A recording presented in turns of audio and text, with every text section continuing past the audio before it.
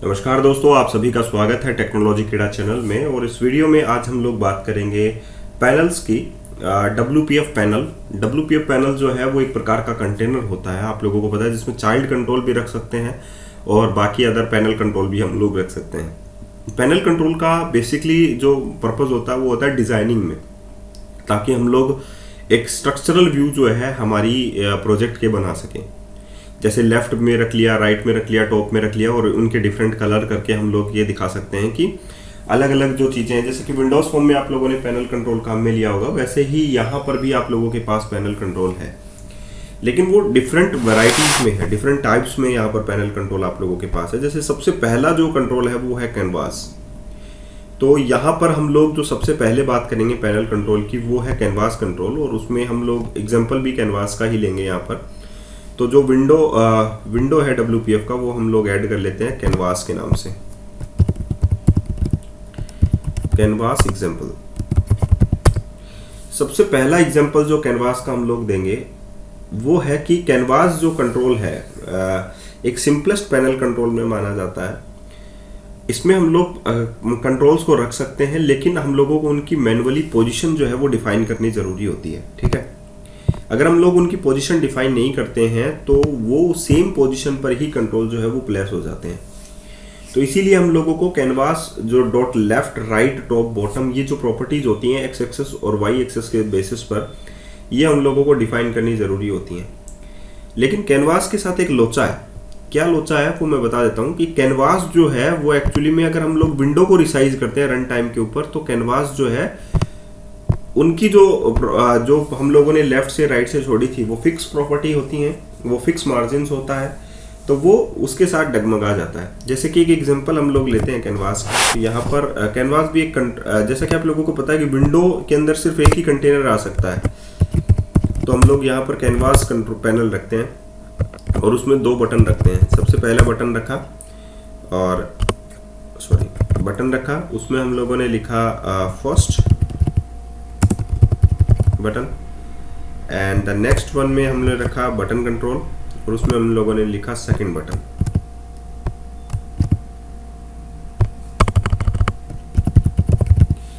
ठीक है, तो हम लोगों ने फर्स्ट में लिख दिया फर्स्ट बटन, सेकंड में लिख दिया सेकंड बटन। अगर आप लोग इसको ध्यान से देखें, कैनवास कंट्रोल मैंने काम में लिया है, तो फर्स्ट बटन और सेकंड बटन दोनों ओवरलैप हो गए हैं। यहां पर सिर्फ आपको सेकंड बटन ही दिखाई दे रहा है। अगर आप लोग ध्यान से देखें इसको, तो आप लोगों को क्या दिखाई दे रहा है? सिर्फ सेकंड बटन।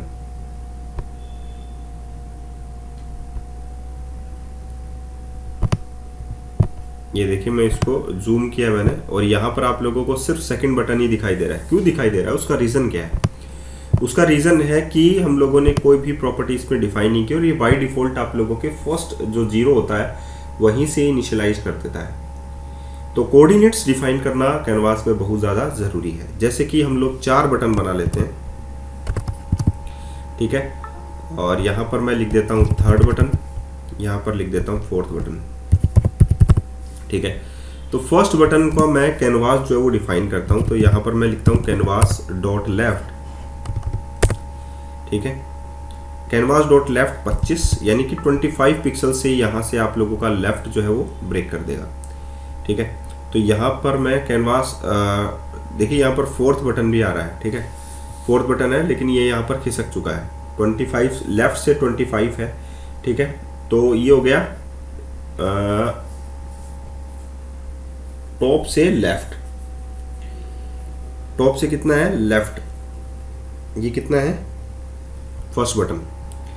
अगर मैं यहाँ पर डिफाइन करता हूँ कैनवास डॉट राइट, लेफ्ट हो गया, राइट। राइट से कितना गया? टॉप राइट से, टॉप से राइट ये आप लोगों का हो जाएगा 25। दोबारा से 25 डिफाइन कर देता हूँ, तो आप लोग देखिएगा टॉप राइट, यहाँ पर भी एक आप लोगों के पास बटन आ गया है, टॉप से राइट, ये कितना है? 25।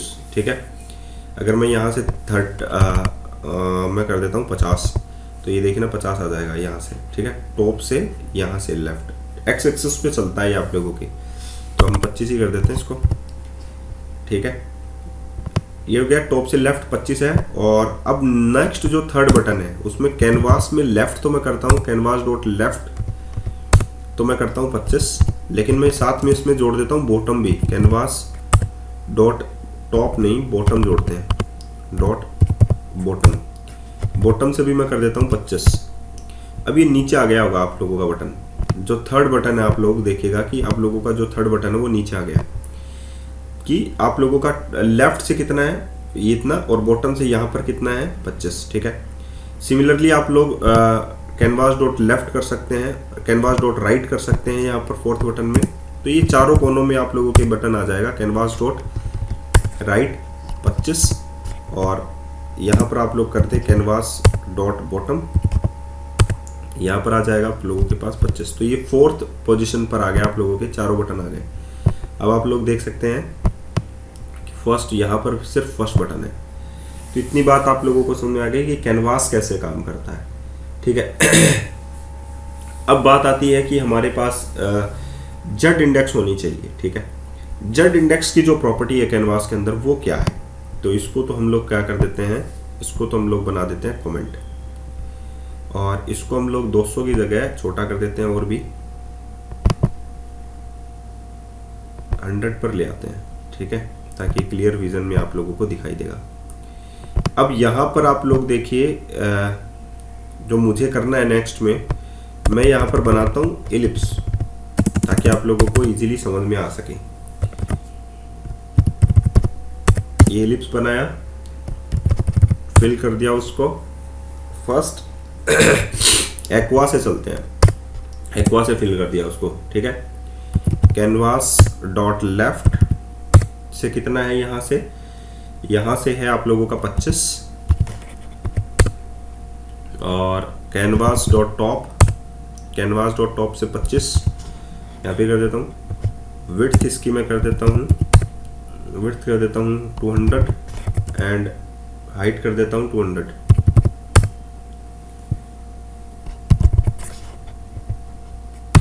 ठीक है। तो ये देखिए आप लोगों का एक इलिप्स बन चुका है, ठीक है। 25 हो गया लेफ्ट से, 25 हो गया आप लोगों का टॉप से, और यहाँ से लेके यहाँ तक की इसकी विड्थ हो गई आप लोगों की। देखिए ये पूरा का पूरा सर्कल, एक पूरा का पूरा स्क्वायर इसमें बन रहा है, ठीक है। अगर हम लोग इसको 25 की जगह अगर हम लोग यहाँ पर 50 भी कर देते हैं तो खिसक जाएगा आगे लेफ्ट साइड में, यहाँ से देखिए। तो ये जो बाउंड्री है ये 50 है और ये 25 है, ठीक है। तो ये बात समझ में आ गई। 25 कर देते हैं दोबारा से इसको। तो ये हो गया कैनवास आप लोगों का, सॉरी इलिप्स आप लोगों का। इलिप्स के ऊपर हम लोग कुछ जो रेक्टेंगल्स हैं वो प्लेस करते हैं। तो यहाँ पर मैं लिखता हूँ रेक्टेंगल, रेक्टेंगल को फिल कर देता हूँ। सबसे पहला जो फिल है, जैसे ये एक्वा है तो ये कर देता हूँ, ठीक है। और उसके बाद में हम लोग canvas dot left, canvas dot left को मैं 25 कर देता हूँ। सेम पोजीशन पर आ जाएगा आप लोगों के, जहाँ पर इसका कॉर्नर था ना, इसका यहाँ पर ये कॉर्नर था, तो यहाँ पर बन जाएगा वो, ठीक है। ये लेफ्ट से हो गया। कैनवास डॉट टॉप से आप लोगों का कितना हो जाएगा 25, ठीक है। और विड्थ एंड हाइट, विड्थ आप लोगों की कितनी हो गई, इसकी रख देता हूँ 50, और हाइट भी इसकी कितनी रख देता हूँ 50, ठीक है। तो यहाँ पर देखिए मैंने जैसे कहा था, ये देखिए यहाँ पर ही बना है सिमिलर, ये आप लोगों का सेम कॉर्नर पर बन गया आप लोगों का रेक्टेंगल। अब सिमिलरली हम लोग यहाँ पर एक और रेक्टेंगल रख सकते हैं। कॉपी कर लेता हूँ इसको, और दूसरा रेक्टेंगल, इसका जो कलर है वो मैं चेंज कर देता हूँ।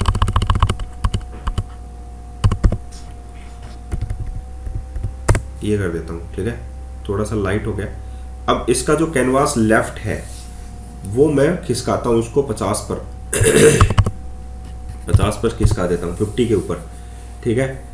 और टॉप को भी मैं कहाँ पर थोड़ा सा और नीचे कर देता हूँ, उसको टॉप को भी 50 पे खिसका देता हूँ, तो ये नीचे आ जाएगा थोड़ा सा लेफ्ट साइड में से। ये देखिए एक दूसरे के ओवरलैपिंग हो रहे हैं। जो बाद वाला कंटेंट होता है ना कैनवास के अंदर, वो हमेशा विन होता है, ये ध्यान रखना। अगर सेम कोऑर्डिनेट भी होंगे तो भी बाद वाला जो कोऑर्डिनेट होगा वो ही आप लोगों का विन होगा, ठीक है। एक और अगर मैं यहाँ पर रेक्टेंगल बनाऊं तो उसका मैं चेंज कर देता हूं,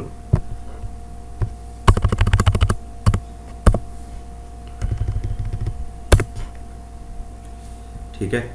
canvas dot left 75, and top से भी 75।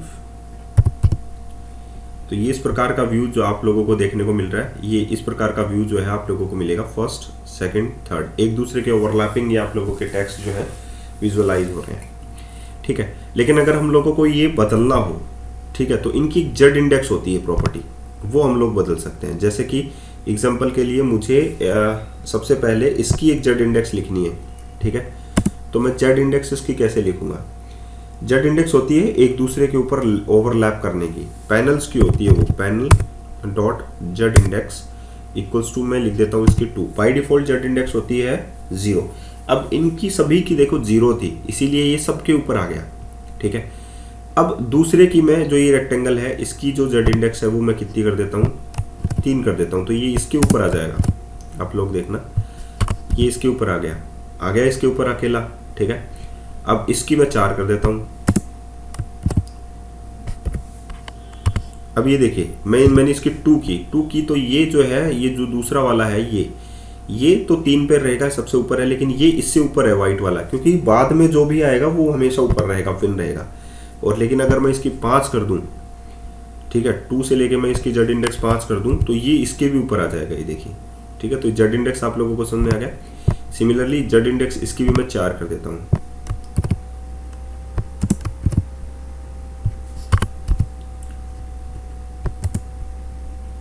तो देखिए ये व्यू जो है वो बनेगा, बीच वाला सबसे ऊपर है, नीचे वाला ये है, ये इस प्रकार का व्यू जो है आप लोगों के पास देखने को मिलेगा जेड इंडेक्स में।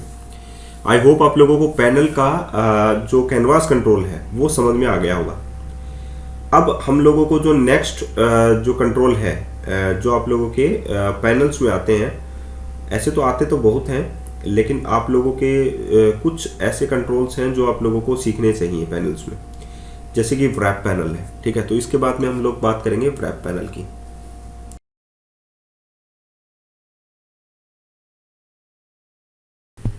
अगर आप लोग देखना चाहें व्रैप पैनल कंट्रोल के बारे में, तो मैंने डिटेल में बताया हुआ है WPF C# tutorial for beginner 11 में, जो 11वें नंबर का वीडियो है, उसमें मैंने व्रैप पैनल के बारे में बताया हुआ है। तो आप लोग वहां से आप लोग देख सकते हैं व्रैप पैनल के बारे में। ठीक है, ये WPF का प्लेलिस्ट है जिसे आप लोग वॉच कर सकते हैं और WPF सीख सकते हैं। प्रोजेक्ट हम लोग जल्दी स्टार्ट करेंगे WPF के अंदर, ताकि आप लोग आसानी से चीज़ों को डिज़ाइन करना भी सीख जाएं और कोड करना भी सीख जाएं। लेकिन अभी हमने डाटाबेस की कोई भी कॉन्सेप्ट इसमें उठाया नहीं है, तो डाटाबेस का भी कॉन्सेप्ट उठाना है, ताकि आप लोग चीज़ों को बारीकी से समझें और आप लोग सीखते जाएं उन चीज़ों को जो कि आप लोगों को सीखना है। ठीक है, तो ये था आप लोगों का व्रैप पैनल, आप लोग देख सकते हैं। ठीक है, अब बात करते हैं हम लोग स्टैक पैनल की।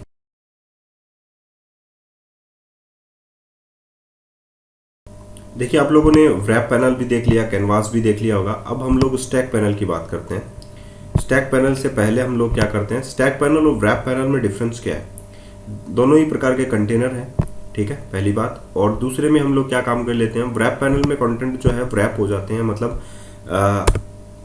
बाउंड्री के टच होकर आप लोगों के नीचे आ जाते हैं। जैसे हॉरिजॉन्टल उसका बाय डिफॉल्ट लेआउट होता है, ओरिएंटेशन जो होता है उसका हॉरिजॉन्टल होता है, किसका? व्रैप पैनल का। लेकिन अगर हम लोग बात करें स्टैक पैनल की, तो उसका ओरिएंटेशन जो प्रॉपर्टी होती है वो होती है आप लोगों की बाय डिफॉल्ट वर्टिकल। जैसे कि हम लोग यहाँ पर ले लेते हैं स्टैक पैनल।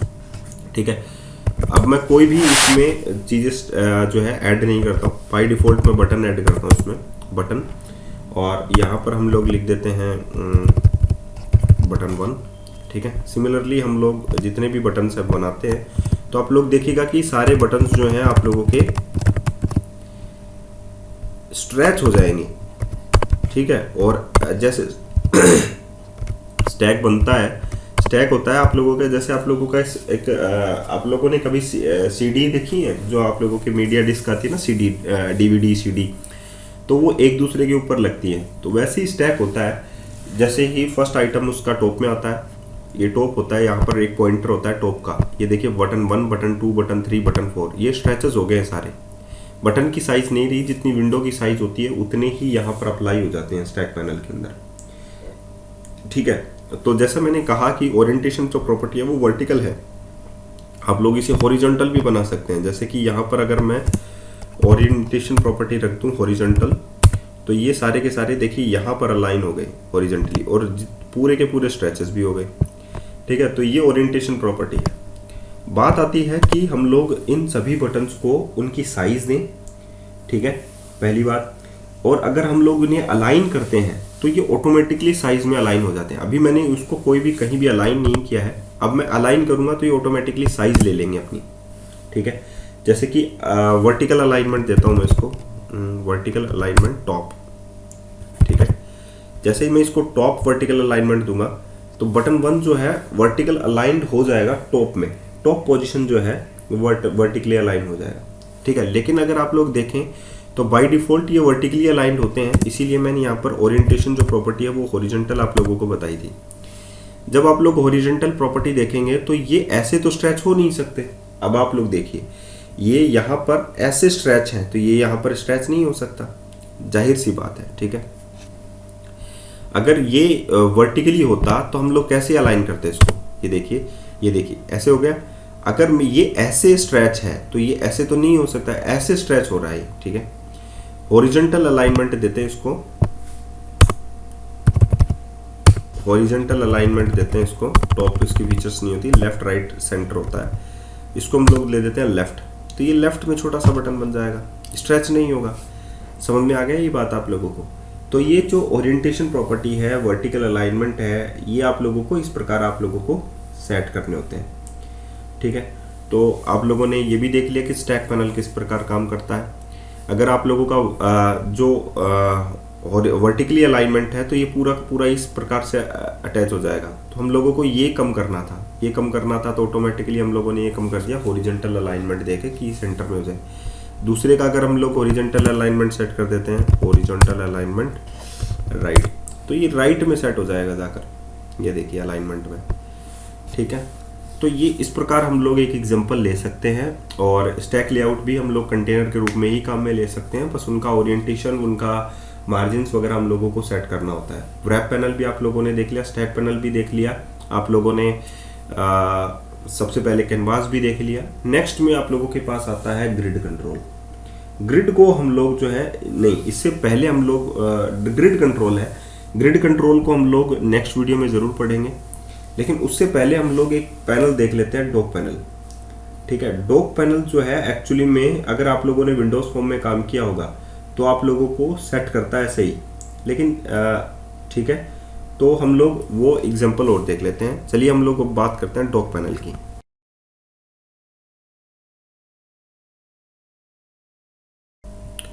ओके, सो हम लोग यहाँ पर क्या करते हैं, स्टैक पैनल को भी क्या कर देते हैं, कमेंट बना देते हैं। तो यहाँ पर हम लोगों ने स्टैक पैनल को बना दिया कमेंट। अब नेक्स्ट में हम लोग चलते हैं नेक्स्ट फीचर्स की ओर, जिसको हम लोग बोलते हैं डॉक पैनल, ठीक है। डॉक पैनल हम लोगों ने लिया। डॉक पैनल में हम लोग सबसे पहले, जैसे कि मैंने आप लोगों को बताया कि डॉक पैनल सिर्फ कहाँ पर काम करता है, डायरेक्शंस पर काम करता है, लेफ्ट, टॉप, राइट, बॉटम, इन पर काम करता है। तो सबसे पहले हम लोग ये डायरेक्शन डॉक पैनल के अंदर देंगे, जो भी हमारा कंट्रोल होगा, जैसे कि बटन हो गया, और बाकी का जो स्पेस बचता है सेंटर के अंदर, वो लास्ट का जो चाइल्ड कंट्रोल होता है वो ऑटोमेटिकली ऑक्यूपाई कर लेता है, ठीक है। तो डॉक पैनल डॉट डॉक, इसको हम लोग लेफ्ट में कर देते हैं, फर्स्ट बटन को, ठीक है। तो यहाँ पर ये हो गया लेफ्ट बटन, हो गया पूरा, क्योंकि अभी एक ही कंट्रोल है तो इसीलिए सारा का सारा लेफ्ट ही माना जाएगा। देखिए लेफ्ट बटन, ठीक है। अभी मैं इसको कॉपी कर लेता हूँ और डॉक पैनल डॉट डॉक को मैं कर देता हूँ राइट बटन, इसको मैं कर देता हूँ। अब देखिए मैंने सेम लिखा तो ये लेफ्ट में ये हो गया, दूसरे में ये हो गया, जिसकी दूसरे की जो राइट साइज है वो ऑटोमेटिकली लेफ्ट में और ये राइट में। इस प्रकार हम लोग स्टैक पैनल की तरह भी व्यू बना सकते हैं, ठीक है। तो ये हो गया डॉट डॉक, लेकिन मैं इसको कर देता हूँ राइट पार्ट में, तो ये ऑटोमेटिकली राइट में शिफ्ट हो जाएगा, ठीक है। तो ये रिमेनिंग एरिया हो गया, आप लोग देख सकते हैं इसको, dock panel dot dock left and right. Similarly हम लोग एक तीसरा बटन भी बनाते हैं,